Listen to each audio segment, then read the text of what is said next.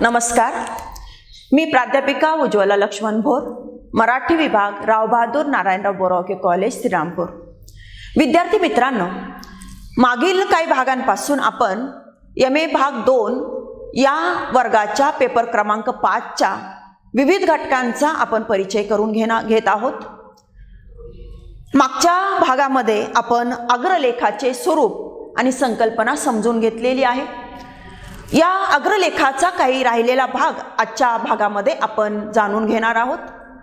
हा राहिलेला भाग म्हणजे मागच्या भागामध्ये मी जसं सांगितलं की अग्रलेख हा वृत्तपत्रामधला एक प्रकारे जसा कुठल्याही प्राण्याची ओळख देणारा त्याच्या शरीरावरचा चेहरा हा सर्वात महत्त्वाचा भाग, तसा वृत्तपत्राचा चेहरा म्हणजे अग्रलेख असतो.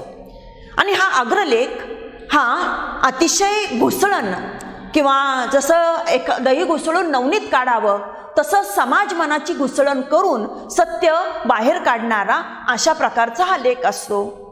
अतिशय महत्त्वाचा किंवा बुद्धिवंताला सुद्धा म्हणजे विचार करायला लावणारा अशा प्रकारचा किंवा त्याच्या मतांना सुद्धा एक वेगळी दिशा देणारा अशा प्रकारचा हा लेख असतो. साहजिकच त्याच्यासाठीचा जो लेखक म्हणजे जो संपादक, कारण मी हेही सांगितलं की अग्रलेख लिहिण्याचा अधिकार किंवा सर्वस्वी कर्तव्य हे संपादकाकडे असतं. मग साहजिकच असा इतका महत्त्वाचा हा अग्रलेख लिहिणारा संपादक देखील तितक्याच कुवतीचा, तितक्याच क्षमतेचा किंवा तितक्याच पात्रतेचा असावा लागतो. मग या संपादकाजवळ अशी कोणती पात्रता असावी लागते? तर खरं तर मागच्या तासाला मी जी वेगवेगळी नावं उल्लेखिली होती की आपल्याकडे या अशा संपादकांची एक खूप उज्ज्वल परंपरा आहे. मग लोकमान्य टिळक, सीमा परांजपे यांच्यापासून तर अगदी अलीकडचे गोविंद तळवळकर किंवा गिरीश कुबेर किंवा विजय कुवळेकर यासारख्या अनेकांची नावं मी आपल्याला सांगितलेली होती.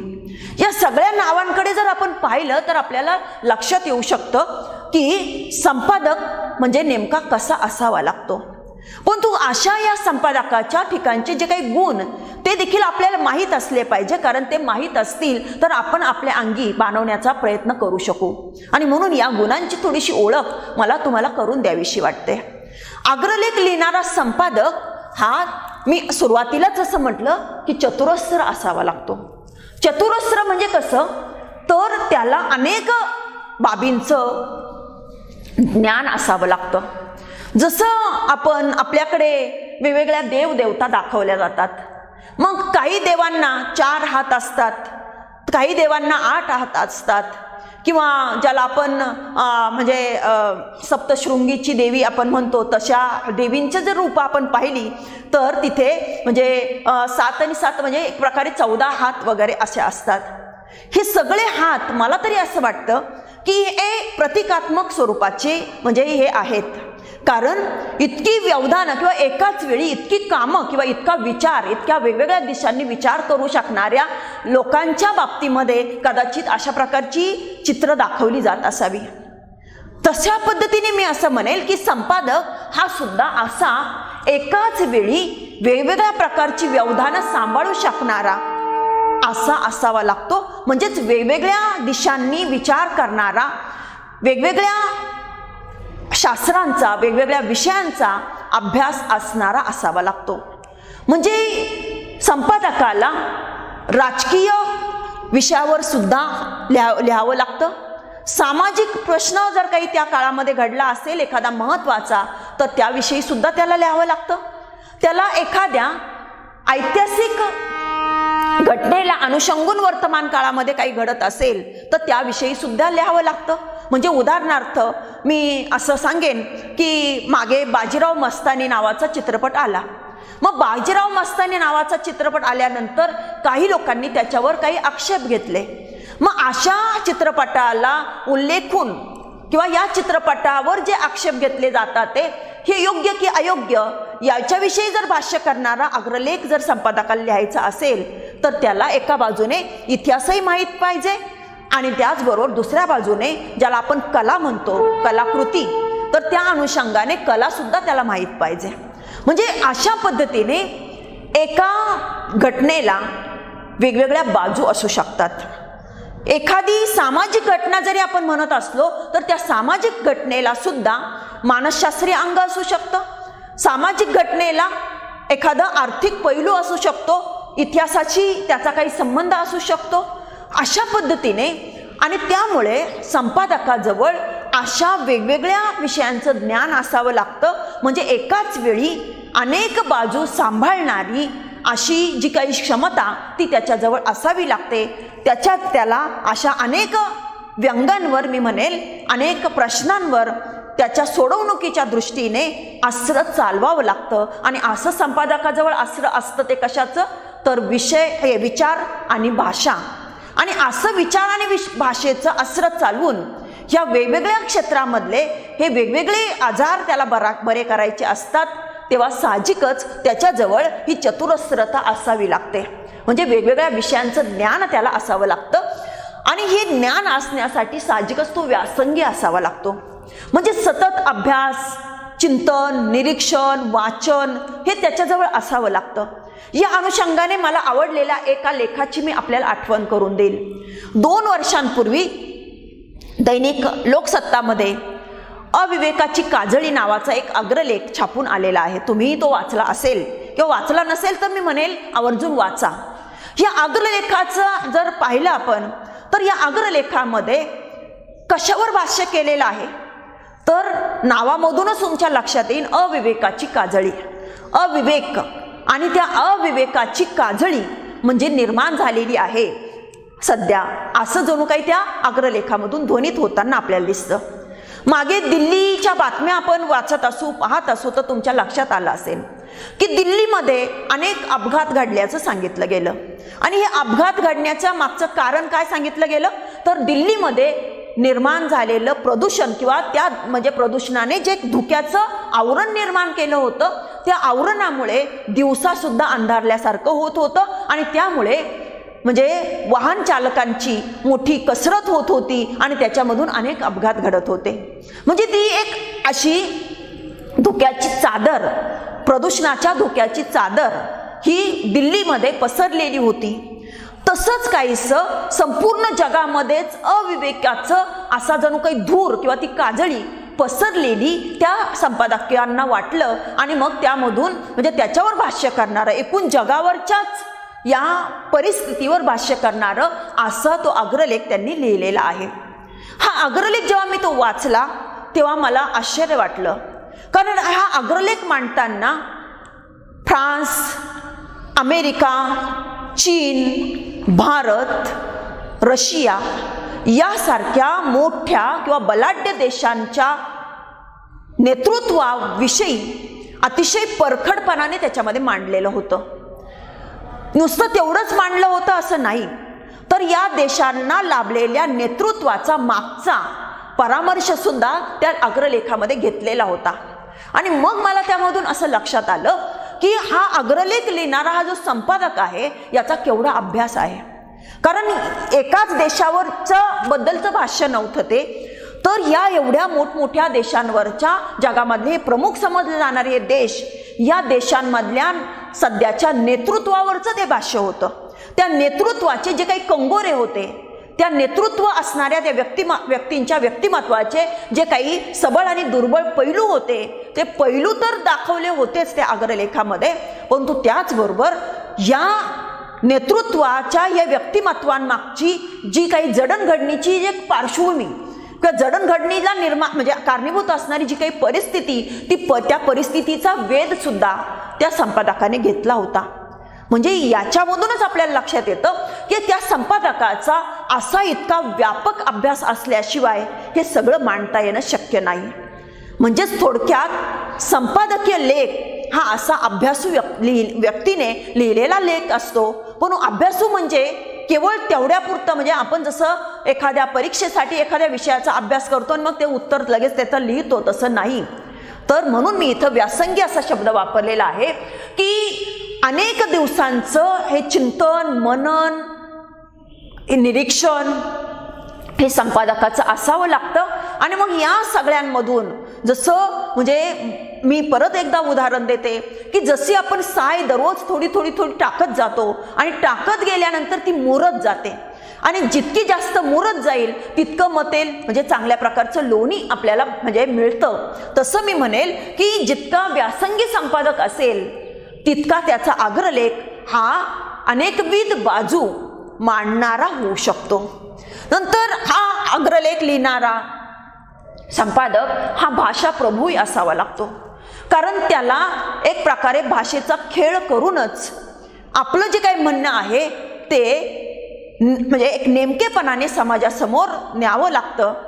नेताना त्याला शब्द मर्यादा सुद्धा सांभाळावी लागते, कारण अग्रलेख म्हटला, महत्वाचा भाग म्हटला तरी कमीत कमी 400 शब्द आणि जास्तीत जास्त 1000 शब्द इतकीच मर्यादा अग्रलेखाची असावी लागते. 1000 शब्दांची मर्यादा ओलांडून संपादकाला अग्रलेख लिहिणं योग्य ठरत नाही.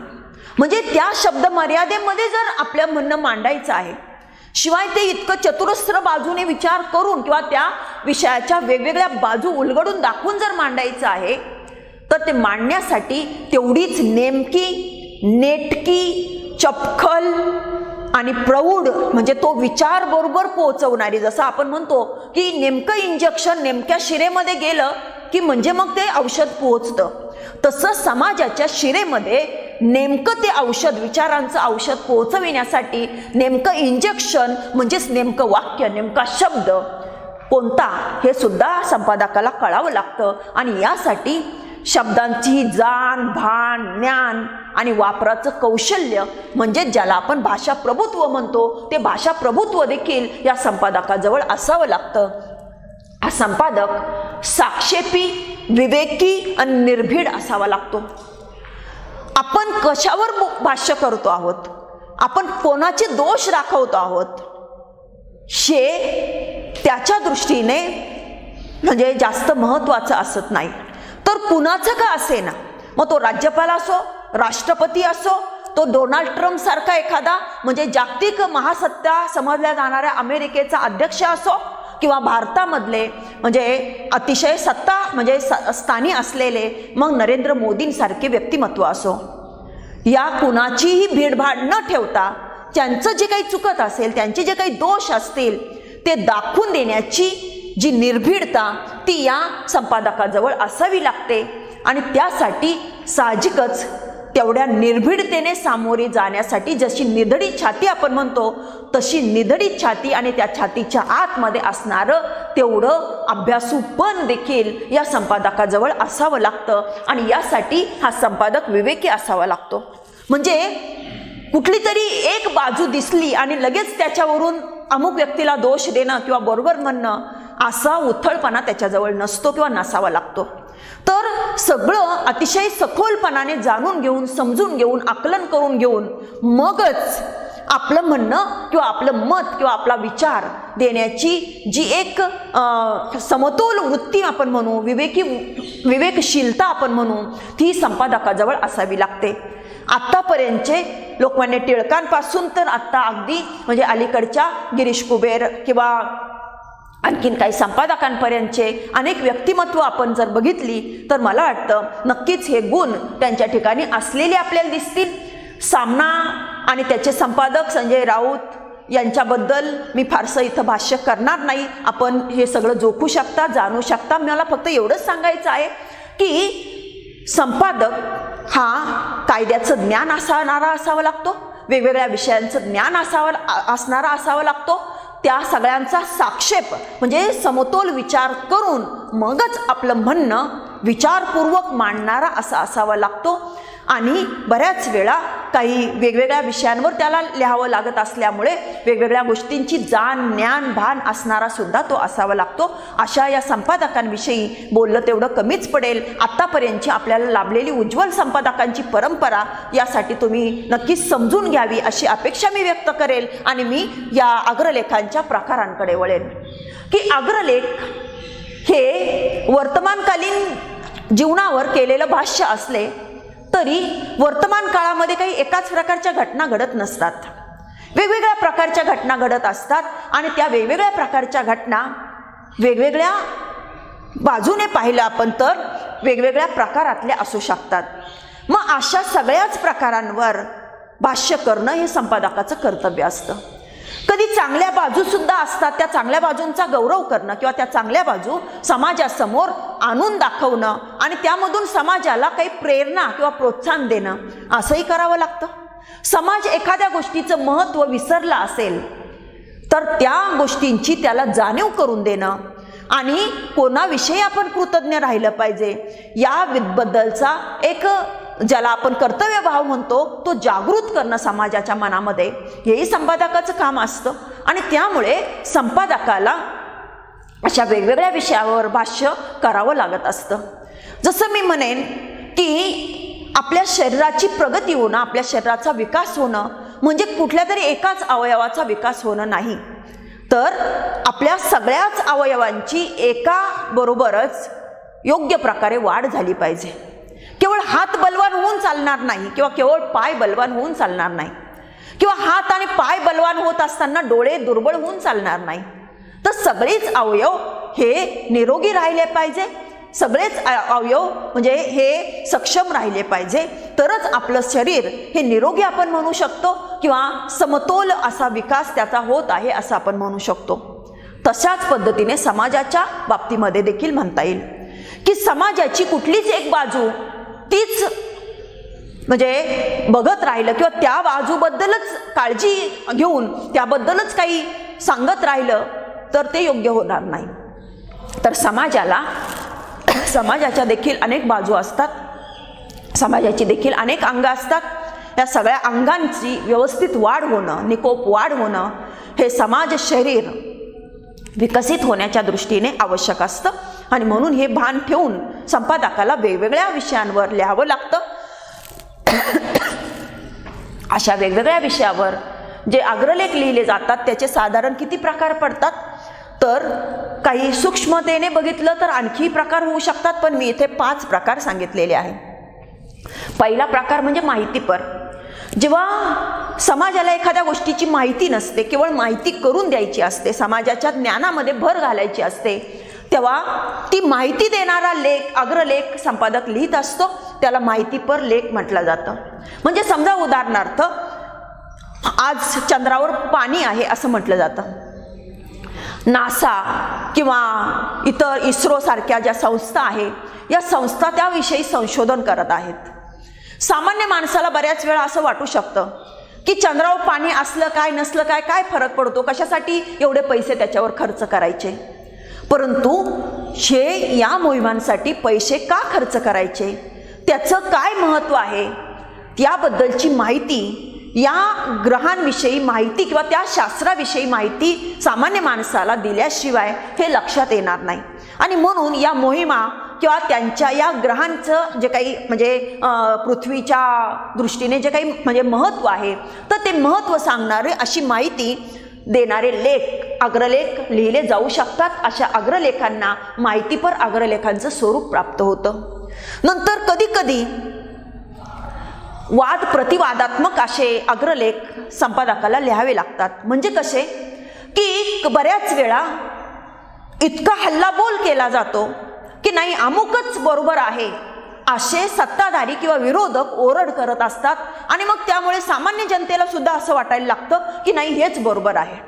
म्हणजे समजा उदाहरणार्थ मी असं म्हणेल की आत्ता नुकत्याच शेतकऱ्यांच्या दृष्टीने महत्त्वाच्या अशा काही घडामोडी घडलेल्या आहेत. मग कोणत्या घडामोडी, तर 2 घडामोडी मी सांगेन.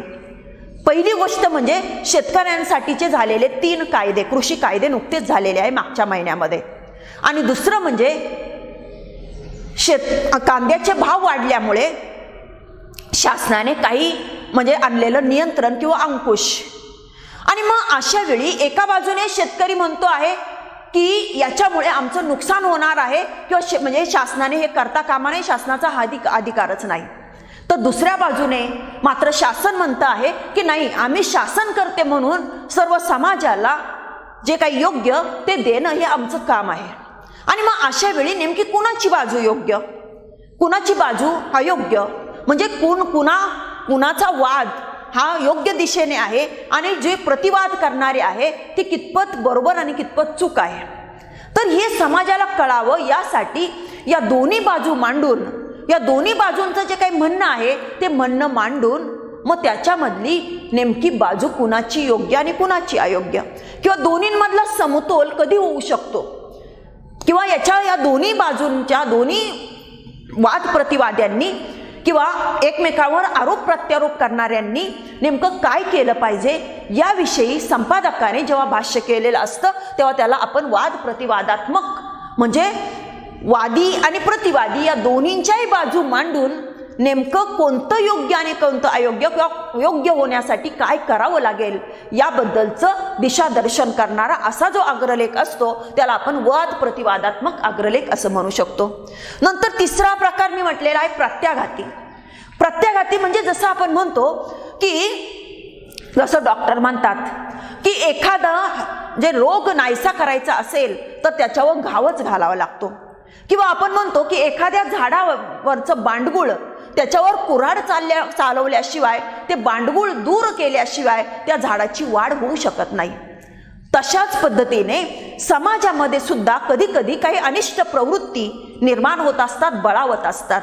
मग तो भ्रष्टाचार असेल किंवा आणखीन स्त्रियांवरचे अत्याचार करणारी विकृत प्रवृत्ती असेल किंवा आणखीन काही असेल, तर अशा प्रवृत्ती जेव्हा बोकाळतात तेव्हा अशा प्रवृत्तींना ठेचणारा अशा विचारांचा आणि अशाच शब्दांचा हा म्हणजे अग्रलेख संपादकाला लिहावा लागतो, तेव्हा त्याला प्रत्याघाती अग्रलेख असं म्हणता येतं किंवा असं म्हटलं जातं. याच्यासाठी मी टिळकांचा सरकारचे डोके ठिकाणावर आहे काय हा या अग्रलेखाचं उदाहरण देईल.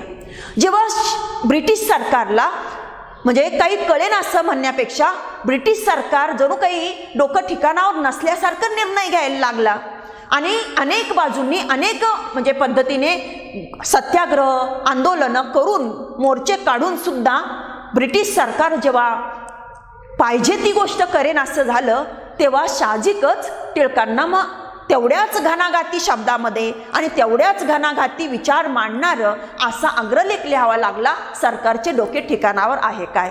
तशाच पद्धतीने बरेचदा म्हणजे जेव्हा अशा पद्धतीच्या अनाचारी प्रवृत्ती बोकाळतात तेव्हा त्या प्रवृत्तींना तेवढ्याच विचारांनी आणि तेवढ्याच शब्दांनी ठेचण्याशिवाय गत्यंतर नसतं. मग अशा प्रवृत्तींना ठेचणारा, अशा प्रवृत्तींना एक प्रकारे नामोहरम करणारा किंवा त्या प्रवृत्तींविषयी समाजामध्ये सुद्धा चीड निर्माण झाली पाहिजे, समाजाला सुद्धा त्या प्रवृत्तींचा अनिष्टता किंवा त्या प्रवृत्तींचं बोकाळणं हे किती घातक आहे हे कळलं पाहिजे. याच्यासाठी तेवढ्या आक्रमक पद्धतीने जेव्हा एखादा अग्रलेख लिहिला जातो तेव्हा त्याला प्रत्याघाती अग्रलेख असं म्हटलं जातं. नंतर पुढचा प्रकार आहे श्रद्धांजलीपर. काही व्यक्ती असं काही कार्य करून गेलेले कार्य करणारे असतात की त्यांचा मृत्यू झाल्यानंतर त्यांच्याविषयी श्रद्धांजली वाहणं म्हणजे त्यांच्या विचारांची समाजाला आठवण करून देणं, त्यांनी समाजासाठी केलेलं योगदान त्याला उजळणी देणं आणि त्यांच्याविषयीची कृतज्ञता, त्यांच्याविषयीची जाणीव जागती ठेवणं हे संपादकाचं कर्तव्य असतं. अशा व्यक्तींविषयी त्यांच्या कार्याला उजळणी देणारा, त्यांच्या कार्याविषयीची एक कृतज्ञता भाव समाजाच्या मनामध्ये रुजवणारा असा जो अग्रलेख लिहिला जातो त्याला श्रद्धांजलीपर अग्रलेख असं म्हटलं जातं. आत्ता परवाचाच एक अग्रलेख जर पाहिला तर एका कलाकारावर लिहिला जाणारा तो अग्रलेख आहे. तो अग्रलेख हा असा श्रद्धांजलीपर अग्रलेख आपल्याला म्हणता येईल. किंवा मागे आपला इरफान खान किंवा ऋषी कपूर किंवा एक समीक्षा आणि नाटक याच्यामध्ये कर्तृत्व गाजवलेल्या अशा पुष्पा भावे यासारख्या व्यक्तींवर त्यांच्या मृत्यूनंतर असे अग्रलेख लिहिले गेलेले आपल्याला दिसतात. यामुळे या व्यक्तींचं आपल्याला म्हणजे समाजाला माहीत असलेल्यापेक्षाही किती कार्य व्यापक होतं आणि किती महत्त्वाचं होतं हे समाजाला त्यामुळे कळलेलं आहे आणि त्यामुळं त्यांच्याविषयीचा एक कृतज्ञता भाव तर समाजामध्ये निर्माण झालाच, परंतु हे कार्य आता यापुढे आणखी कुणी पुढे न्यायचं याबद्दलची एक वैचारिक घुसळण किंवा एक वैचारिक म्हणजे ज्याला आपण म्हणू विचार प्रवाह हा सुद्धा समाजामध्ये निर्माण होण्याला मदत झालेली आहे. नंतर शेवटचा प्रकार मी म्हणेन करमणूक प्रधान. खरं तर अभ्यासकांनी हा प्रकार सांगितलेला आहे, मला मात्र करमणूक प्रधान असं त्याचं वर्णन करणं फारसं उचित वाटत नाही. कारण अग्रलेख हा नेहमी गंभीर असतो. म्हणजे गंभीर म्हणजे गांभीर्याने लिहिला जाणारा किंवा अतिशय विचारपूर्वक लिहिला जाणारा असतो आणि त्यामुळे तो मनोरंजन करण्यासाठी लिहिला जातच नसतो, तर समाजाला विचाराचं इंजेक्शन देण्यासाठी लिहिला जात असतो. त्यामुळे त्याला करमणूक प्रधान म्हणणं हे मला बरोबर वाटत नाही. परंतु या अभ्यासकांनी दिलेल्या या प्रकाराचं हे वर्णन म्हणजे आधाराला घेऊनच म्हणायचं झालं तर मी असं म्हणेन की कधी कधी समाजामध्ये अशा काही हास्यास्पद गोष्टी घडतात की त्याच्यावर हसावं की रडावं अशा प्रकारचा एक भाव म्हणजे निर्माण होऊ शकतो. किंवा इतक्या क्षुद्र गोष्टी असतात परंतु समाज त्याच्या इतके मागे लागतो किंवा आपला वेळ, पैसा, शक्ती इतकी खर्च करतो की त्या गोष्टींवर भाष्य करणं हे संपादकाला गरजेचं वाटतं. आणि मग अशी म्हणजे समाजाची करमणूक म्हणण्यापेक्षा कीव करावी आणि ती कशासाठी करावी हे दाखवून देणारा असा अतिशय क्षुद्र विषयावरचा एक प्रकारे समाजाची टाइमपास म्हटली जाणारी अशी गोष्ट दाखवून देणारा असा तो लेख कधी उपासात्मक, कधी विनोदी, कधी अतिशय तेवढ्याच हलक्या फुलक्या भाषेमध्ये लिहिला जाणारा जो लेख असतो तो म्हणजे करमणूक प्रधान लेख. या करमणूक प्रधान लेखाचं उदाहरण म्हणून मी आत्ता अलीकडचं एक उदाहरण सांगेन की सुशांत सिंह राजपूत ह्या एक नट, या नटाचा मृत्यू झाला आणि त्याच्यानंतर इतकं मीडियाने किंवा वेगवेगळ्या प्रसार माध्यमांनी त्या घटनेला इतकं महत्त्व दिलं की मग कंगना राणावत आणखीन त्यांचं वक्तव्य वगैरे वगैरे असं सगळं सुरू झालं आणि जणू काही एवढी एकच घटना या भारत देशामध्ये घडत आहे आणि तीच सगळ्या समाजाच्या दृष्टीने महत्त्वाची असं एक वातावरण निर्माण केलं गेलं. हे वातावरण सर्वच समाजाची आणि प्रसार माध्यमांची सुद्धा कीव करावी, त्यांना हसावं अशाच पद्धतीची घटना होती. आणि म्हणून हे भान समाजाला आणून देण्यासाठी, प्रसार माध्यमांना सुद्धा हे भान आणून देण्यासाठी की एवढ्या क्षुद्र विषयासाठी आपण किती वाहवत चाललेलो आहोत हे लक्षात आणून देण्यासाठी साहजिकच अग्रलेख लिहावे लागले संपादकांना आणि अशा अग्रलेखांना मग आपण करमणूक प्रधान अग्रलेख म्हणू शकतो. तर थोडक्यात अशा विविध बाजूने संपादकाला लिहावं लागतं. हे वेगवेगळ्या बाजूने लिहावं का लागतं? कारण जसं मी म्हटलं की शरीराच्या सर्वच बाजू, शरीराचे सर्वच अवयव त्या सर्वांकडेच आपल्याला लक्ष पुरवणं गरजेचं असतं. कुठल्या एका अवयवाकडे लक्ष पुरवणं म्हणजे आपलं शरीर सुदृढ होणं, निकोप राहणं असं नाही. त्याच पद्धतीने संपूर्ण समाज जर निकोप राहायचा असेल, सुदृढ राहायचा असेल तर त्याच्या वेगवेगळ्या बाजूने लक्ष पुरवावं लागतं आणि त्या वेगवेगळ्या बाजूने त्याला विचार देणारे, त्याला विचार प्रवृत्त करणारे, त्याला योग्य दिशा दाखवणारे असे विचार मांडावे लागतात. आणि अशा वेगवेगळ्या वर्तमान काळामध्ये घडणाऱ्या वेगवेगळ्या बाजूच्या वर भाष्य करणारे किंवा विचार देणारे जे अग्रलेख, त्याच्यामधून अग्रलेखांचे हे 5 प्रकार पडताना आपल्याला दिसतात. तर साधारणतः अशा या अग्रलेखांविषयी आपण माहिती घेतलेली आहे.